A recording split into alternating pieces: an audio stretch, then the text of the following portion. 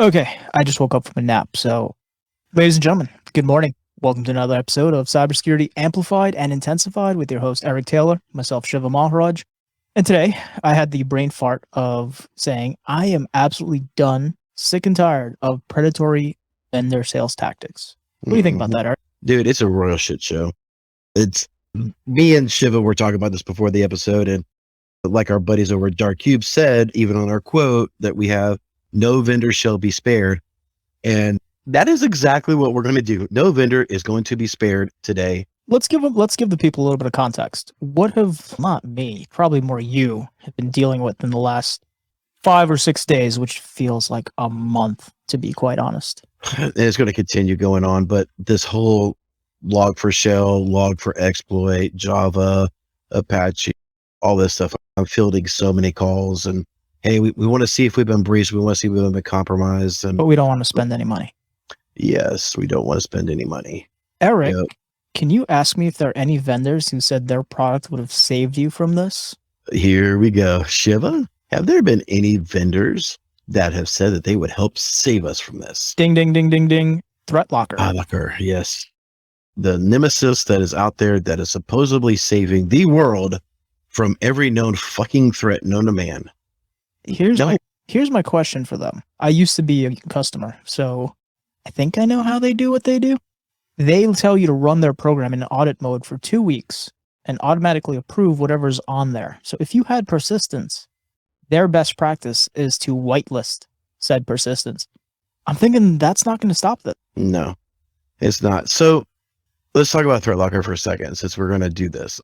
You have the whole, let's just take ransomware or any exploit that's out there. Let's just do the log for shell. The initial compromisation, being able to leverage the log for shell or the log for application inside of Java would have not been stopped by anybody unless you had a full EDR, XDR type of thing that's looking at your logs. Now that they are up to speed, they'll be able to catch it, blah, blah, blah. But these 0 days, you're not going to be able to. But maybe ThreatLocker would have been able to catch it on the actual ransomware or exfiltration payload that got launched. And maybe that's where they're coming in at. But still, it's not. They keep saying that, oh, we'll have stopped it. We'll have stopped it. At what point, motherfucker, would you have stopped it? And you and I have pressed them on Twitter before, and they will not answer. Maybe you had to give them the first one, and after that, they would stop it. Oh, we're going to start naming another vendor now? All right. No, I like them. Okay. We'll keep them out for now. Next week's a different story. This is very true. The other vendor who gets my ire for this kind of thing is good old Kaseya. Because, and I'm going back in time here, do you remember when CMMC, before it became the dumpster fire of 2.0, it was going through about 2 years, maybe a little more due to COVID setbacks, before it was ratified and eventually changed into a piece of shit. Kaseya was selling their compliance manager as being able to get you CMMC compliant. And my overriding grief with this kind of fuckery is, what is our recourse against the vendors? If we buy their solutions and configure it to their best practice and we get breached, who's caught holding the bag? Us or them? Now that you mentioned this actually reminds me. There was a publication not too long before the breach, where Kaseya was saying their internal processes was CMMC compliant. Yes, I remember. And we even spoke about that on this podcast a couple times. Are you telling me that Revil used CMMC to enumerate vulnerabilities in Kaseya? No, I just don't think that they were doing what they were doing. It's just like the whole NIST 800-171 self-attestation bullshit. We are doing this. There's nothing proving that, I locked all the houses or all the doors in my house, but there's nothing proving I did. But again, what goes back to our recourse with these vendors? There is none, because they have the quote unquote due diligence. Not due diligence. They've got another clause in there where best effort. That's it. My apologies. So they are doing best effort of compliancy, and that will help get you out of or get them out of potential thing, because they will show that, oh, we're doing it. We're trying to do stuff. We've implemented this and this. So they're showing a best effort. But I'm going back to now I'm going to hop back a couple episodes in time to when we spoke about Involta, the MSP that's getting sued by, I think, Boardman Plastics. Maybe. I'm not too familiar with that particular. That's the MSP that was using Bitdefender, said they are experts, enterprise grade data centers, and Boardman saying, hey guys, you never patched anything, you never did what you said you were going to do, and you told us you were experts in what you did. So yes. they're going after Involta based on their marketing speak. Yeah, because they had it all over their website, if I remember the story correctly. Yeah. But here's the problem. Do small MSPs, because Kaseya, that's who they primarily deal with, or smaller pseudo enterprise shops, do they have the time, money, and resources to spend to go after a Kaseya that's backed by private equity? No. I'm not saying they have unlimited pockets, but they have pockets and they're deep. Yeah, but I don't think they're as deep as a Kaseya or a Datto or ConnectWise or any. Or even ThreatLocker, because ThreatLocker got, I think it was $20 or $60 million in funding recently. Yeah, no, they got another round of funding. I'm not sure what the total is. Yeah, they got money coming out of their guilds. But back to the point, I guess, of this episode is, I think the name of the game is to make it really hard for adversaries to get in. And security vendors like to talk about the onion. And I know how much you... I think we both have a love-hate relationship with the onion. We do. Where I see the benefit of certain parts of it, but it was created by these security vendors to say, you already have a product that does what we do. Why don't you get another one to line them up? This way, one doesn't catch it, the other one does, instead of one actually doing what they're being sold as. Yeah, that's really... We've got several people that we sit in a Zoom room all day long with, for the most part, and just shoot the shit. But this is the part that I really beat up some of these other people that are, if you've got to layer multiple layers of security to achieve the same thing, you probably have the wrong fucking vendor. I think so, but what about the vendors that claim 100% efficacy? I don't believe it. And have they tested it? This is Eric, how did you do that? How did you find that? How'd you find that, Eric? But if you don't have, you've got to be testing your vendors. Not just saying, oh, we have a VDP program, or, hey, we've gone through an audit. I have turned down relationships with vendors because they wouldn't disclose an audit to me. They're like, oh, we went through a pen test. If you have to obfuscate some really tradecraft secrets, intellectual property, whatever you want term you want to use, that's fine. But I want to see that report. A lot of these pen tests, and again, this is your lane, so correct me if I'm overtaken here and I don't know what the fuck I'm talking about. They carve out what you can and cannot touch. To some degree. At least in the MSP space. Yeah, a VDP program will have things that are in scope, out of scope, things of that nature. That's when you go from just a VDP program to an actual bug bounty program. Most VDP programs are free for all. And as long as you're not trying to take down their infrastructure, you're not DDoSing them or dropping malicious payloads and stuff like that in their infrastructure. But isn't that the point of a pen test? A pen test, ability test, or some Kool-Aid version of a test? So a pen test, yes. Sorry, not to cut you off. Let me rephrase it. There was a former Navy SEAL who wrote a historical book that was later defined as being fiction by Mr. Andy Stumpf out of the Navy SEALs. His name is Richard Marcinko. And was it Ghost Warrior or World Warrior? One out of the two. The Ghost Warrior. He developed what is now Development Group to do red teaming. So when you red team a system, should anything really be out of bounds? No, and that's really where the line is drawn, where a company is willingly asking you to come in and test their security. So when you have a bug bounty program or a VDP program, there is a safe harbor. It's like you're allowed to go, within due measures of not bringing down a system and not really showing. A lot of times you can show a proof of possible exfiltration or possible vulnerability by going through and showing screens. So I'm like, look, I could do this, but I stopped right here. So that's restraint on your part, not a contractual restraint imposed by them, which I think is a huge difference. Yeah, because the hackers ain't going to stop. No, while While your board is worried about getting a CISSP and people with lots of initials behind their names, the hackers are doing what hackers do. Penetrating, exfiltrating, trying to get that dollar. Or is it, what is it? Escalate, exfiltrate, encrypt? What do you think about vendors putting their money where their mouth is? If you're a vendor and you're going to make outlandish claims to me, you should back that up with real money behind it. Not a bullshit insurance policy that makes people jump through hoops, but refund me my money that I paid you. If I bought your product, configure it to your best practices as you advise and sign off on, if I'm breached, pay for the IR, give Eric your money, and pay for the ransomware or pay for the ransom. There are a couple of vendors, supposedly S1, and I think CrowdStrike has put theirs out there. I don't know if ThreatLocker actually has one or not. I don't think so. There are a couple of vendors that are out there that actually do that.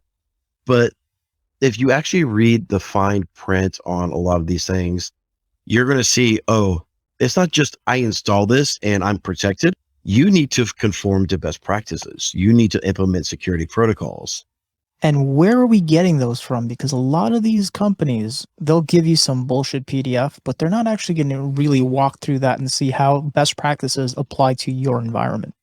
And that's, I feel, where they straddle the gray area to let marketing win out over truth. Yeah, I went through, and it was a Twitter battle for a little while where I forget the company name now, but they were saying all you had to do is partner with them and you're an MSSP.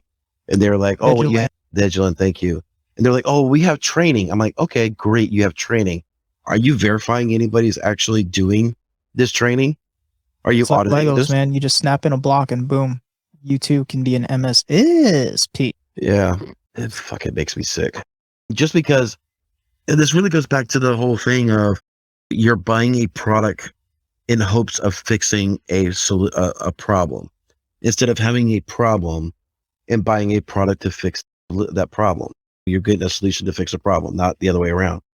I'm not going to go out and buy ThreatLocker because I just shit on them all day long because I think most of it is a piece of shit. But there's zero trust. There's zero trust. What's even better, zero trust? My fucking firewalls. This is true. Application control in your firewall. How do we know any vendor's not a bad actor or been compromised by a bad actor? You just got to do due diligence. That's why you and I, we talked about this. It's been a long time, but in our first early, way back in the episodes with Happy on the Farm. Anyway, we would audit and talk to these vendors. And before even sending them $1, we want to talk to them. We want to vet them. We want to make sure that they are who they say they are. Sometimes we get burned because, of course, they lied to us, but at least we're doing our due diligence. On so many Facebook and Reddits and all these other groups of Slack where, you know, Kaseya or ConnectWise or whoever has a problem and they're ready to jump ship. They're like, this week we had somebody that we both know from California that was ready to drop Duo because of an AWS issue. And he didn't even realize it was AWS. He was just like, this damn Duo security, I'm just ready to drop this crap. And I'm like, dude, you didn't even take 2 seconds to look. Oh, this is a bigger problem than Duo. In Duo's defense for that issue, when your underlying infrastructure goes down, AWS, you're shit out of water. Mm-hmm. There's nothing you can do other than hurry up and wait. Yep. Because you probably have your redundancies built in AWS. And if it's across the board, as I said, you're SOL. Exactly. Just because you have a small problem, they're just ready to jump ship. And this is just the market. So you've even said it many times here that we need to get to a spot where we are looking at non-MSP platforms. Ones that real enterprise, baby. Real enterprise. None of this MSP bullshit anymore. There are very few vendors, if any, in the MSP channel that I think are worth my time. And dare I lump you into that saying your time either. Yeah. So, ladies and gentlemen, buy CrowdStrike from Eric or myself, or go directly to them, but preferably through Eric or myself.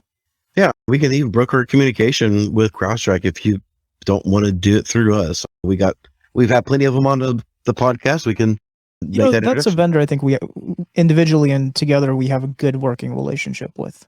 And I have no reason not to trust them, and I believe everything they've told me so far to be true. And which is not something I can say about a lot of vendors I've dealt with. Exactly. But speaking of trust, I have one final question for my daily soapbox grind here. How do you feel about vendors requiring an NDA for them to have any conversations with you about their security posture? I have mixed feelings about that. I think on one hand, it is a little bit of a good thing. I'm hoping that by signing the NDA, they will open up and at least disclose more information. However, I find that to be non-communicative. So once we sign the NDA, the whole conversation about security drops. Oh, now you signed the NDA. Let's go ahead and get you to pricing, get you signed up. No, mofo. That's not what you're supposed to do. We're going through this process. But then that's part of the whole bug bounty program is most of them get locked you into NDA by giving you payment so you can't really talk about it. So the other side of the thing I do like about the NDAs because I don't want I'm sick and tired of vendors calling me and be like, hey, we got a great product here. We want you to be a partner. And they're like, what are you using right now? No, I'm not telling you business. If we want to sign an NDA, then maybe I'll disclose all that stuff. So it's a two-way street a little bit. Most of the time, if I start going into some of these conversations and I haven't got to CISO or any of the high-level C-suite people and they're already talking about an NDA, I'm walking away. I do not disagree. I 100% agree with you there because I think it's their job if they want my money to wine me, dine me, and get me at ease and ready to go. Yeah, I had a conversation about 2 weeks ago before I could get the CISO on the phone to vet their solution. They wanted me to do an NDA. I'm like, okay, I can see that. At least we can have an open and frank conversation. Which is fair. They're guarding their business, which means they care. They have a process in place. As you mentioned a little while ago, as long as you get to that point of having a conversation with the CISO and it's not just hey, you signed the NDA, here's a bullshit PDF about our lack of security or what have you. Mm-hmm. How many agents or how many licenses would you like? Yep. Yeah, it's crazy. There's step outside of the MSP. If y'all follow my Twitter or LinkedIn or whatever, I'm slamming a company out there right now where everybody. He slams everybody. I don't care. If you're just non-responsive, I put on the jarhead and I just go to town. I don't care. Especially if they take your money. Yeah. So there's a company out there called Pet Screening that's for property management companies to screen and see what pets you have in your rental units and things of that nature. And on the premises, okay, I was going through it and all that. And I started looking at my logs. I'm like, I bet you I could see all of this data while I'm not logged in. Sure enough, I can see my pet's name, the veterinary clinic that it goes to, the vaccines, and the microchip. Are you talking about MSP Overwatch again? Man, that's one company we have not talked about. We'll get on MSP Overwatch in a second, but for this company, all I need is a picture of an animal, and I'm pretty sure I can file a police report for a stolen animal. And get the tag. Yeah. The tag is online. Everybody can see the microchip tag. I'm like, come on, people. And they're like, oh, this is for you to go share with other people. No, motherfucker, stop it. But let's go on to MSP Overwatch. I did not hear from MSP Overwatch a whole lot during some of the final iterations of CMMC before 2.0 came out or the CMMC 2.0. I wonder what Overwatch is doing now. They may actually have a skin in the game now that CMMC is just a audited 800-171. Yeah, it's simple. You just accept the risk and move on. Yeah. And what Shiva was talking about is like, Biden, for example, Biden required through executive order that everybody in the government have MFA. And with MSP Overwatch and some of these other auditing platforms, you can just simply say, oh, I accept the risk of not having MFA on application A, B, Z, and W. And because I accepted that risk, it's okay. And it's really not. If you're mandated to have MFA on everything, have MFA on everything, or change your vendors and products that you're using until you find one that supports it. And please do not use I have legacy equipment as your excuse to get away from MFA or any control, because that means you were just too cheap to upgrade when you should have. in my opinion. I won't say who, but let's just say we know people in the medical field. Oh boy. How many times do we go into hospitals and medical clinics and we still see Windows XP in there for their radiology, their DICOM images, because their vendor is either out of business, the integration doesn't work or whatever. And we're seeing all these legacy applications in the crutch of our healthcare industry, in the crutch of our manufacturing here in the country. You know, the whole legacy term is very rooted. It's a dirty word for me, or dirty phrase, I would say. The medical industry more than I do. Is there a path really to pull these companies out of using these legacy applications? There's one. It's got to be done through the DEA, because so? the DEA is the only one that really has federal oversight with practices and practitioners getting DEA registration numbers. So if you're leaking patient data and you're not up to scratch by what they say should be security, you can't get a DEA number and you can't prescribe any scheduled or controlled substances. That's the only way I see it. HIPAA ain't going to do it. HHS hasn't been doing it. But see, I think DEA was holding the manufacturers of the equipment liable, and the manufacturers are going back to the DEA saying, "Oh, that's the manufacturers. That's a huge dumpster fire." When India got banned for for exporting APIs to the US to make drugs, guess what the workaround was? Press the pills over there, send the pills over here, and that's how they got around. So instead of bringing the powder and the ingredients over, just make the pill, send them over here in bulk, batch them into smaller bottles, easy peasy. There's always a workaround of security. And that's the problem. It's crazy, man. Do you see the medical industry? And I know in manufacturing, where a bulk of the IR stuff that I get and everything is in manufacturing to some degree, but very little VLAN and network segmentation or anything. Are you seeing a lot of that in the hospital?